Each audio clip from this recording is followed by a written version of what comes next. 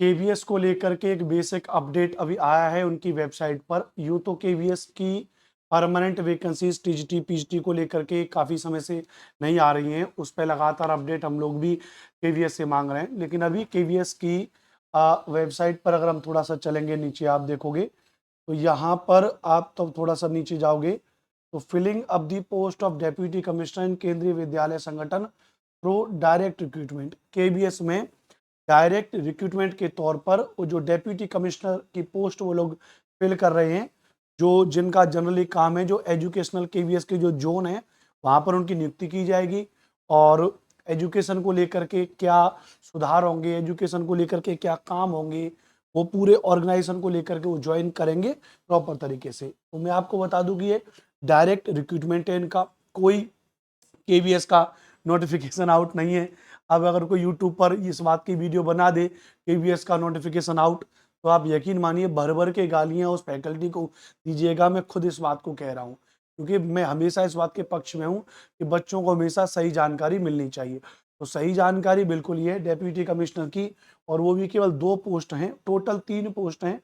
OBC की 1 है, general में 2 हैं। और इसमें जो सैलरी का क्राइटेरिया है वो लगभग 78,000 से लेकर के 2,09,000 के आसपास का है, 2.25 लाख तक सैलरी है। कुछ और जोड़ जाड़ के लाख रुपया सैलरी मिल जाएगी आपको। एसेंशियल क्या योग्यता होनी चाहिए? Master degree form recognised university at least 50% marks, 50% अंकों के साथ में आपकी मास्टर डिग्री होनी चाहिए। BEd from NCT recognised institute university with at least 50% of marks, और आपका बीएड होना चाहिए आपका 50% अंकों के साथ में। या फिर और कह दिया है बीएड एमएड वगैरह हो तो वो और आपको प्राथमिकता दी जाएगी। अगर आप कहीं पर पहले से असिस्टेंट कमिश्नर के तौर पे काम कर रहे हैं in the field of educationist, किसी भी शिक्षा के डिपार्टमेंट में आप काम कर रहे हैं, तो आपको थोड़ी सी और प्राथमिकता वहां पर वो लोग दे देंगे। तो ये चीजें हैं, ध्यान रखना। अच्छा, ये डायरेक्ट फॉर्म भरने आपको, इसका फॉर्म मैं नीचे आपको दे दे रहा हूँ। हमारा टेलीग्राम चैनल है SST बाई अनुपम सर के नाम से, आप उसको ज्वाइन कर लीजिएगा। वहां पर मैं इसका आपको फॉर्म दे दूंगा। 23/9/2025 तक आपको इसका फॉर्म जो है भर के सबमिट करके भेजना है। और यहाँ पर उन्होंने इसका पूरा एड्रेस भी दिया है। एड्रेस है तो as to reach the additional commissioner admin जो अंडमान केंद्रीय विद्यालय संगठन 18 इंस्टीट्यूशनल एरियाज शहीद जीत सिंह मार्ग न्यू दिल्ली, इतना इस एड्रेस पर है ना। तो इस बात को ध्यान रखना, तो इस पे आपको यहाँ पे भेजना होगा, ये एडिशनल कमिश्नर होगा ये, ठीक है। इसको आप यहाँ पर भेज दीजिएगा, ठीक है। अच्छा, दूसरी बात ध्यान रखना भैया, जिस पे आपको भर के फॉर्म को भेज देना है वो आपको बुलाएंगे इंटरव्यू के लिए।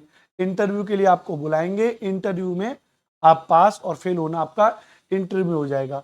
ये यहाँ पर आपका प्रोफॉर्मा है आपका, इसको भर लेना होगा, नेम वगैरह, डेट ऑफ बर्थ वगैरह, ये पूरा का पूरा क्या क्या आपने किया है इसको लेकर के, और इसको आप इसमें भर के एनवलप में डाल के उनको भेज देना। और डिमांड ड्राफ्ट आपको भेजना है कि 2,000 रुपये का, जनरल वालों के लिए। ओबीसी एसटी वालों के लिए 2,000 रुपये के डिमांड ड्राफ्ट की जरूरत नहीं है, वहां केवल प्रोसेसिंग फीस लगेगी 500 रुपये, ठीक है।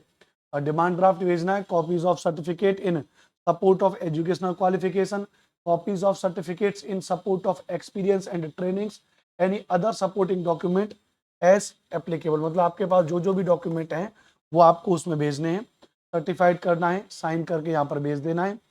और यहाँ पर आप जाओगे, इसके अलावा जो मैंने आपको बताया था कि डिमांड ड्राफ्ट आपका 2,000 रुपये का हुआ, वो डिमांड ड्राफ्ट आपका वापस नहीं होगा अगर आप उसमें सेलेक्ट नहीं होते। यहाँ पर ये बात इन्होंने इसी में साफ कह दी है। अगर आप थोड़ा सा देखोगे यहाँ पे कहाँ पर है, यहाँ पे इसमें लिखा है कि 2,000 रुपये, अच्छा एज आप 50 ईयर्स तक भर सकते हो इसमें।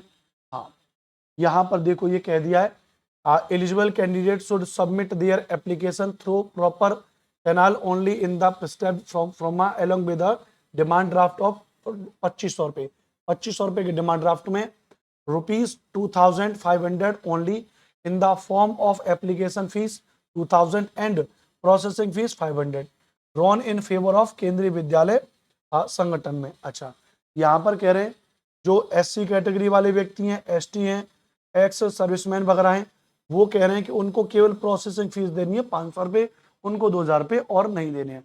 तो SC ST वालों की तो हमेशा मौज आती है, जनरल जनरल वालों पे ज़्यादा पैसा है, इन्हीं से निकलवा लो जितना पैसा है, केवीएस वालों को ही देखना चाहिए। बहरहाल तो कुल मिलाकर के ये 2 वैकेंसीज हैं।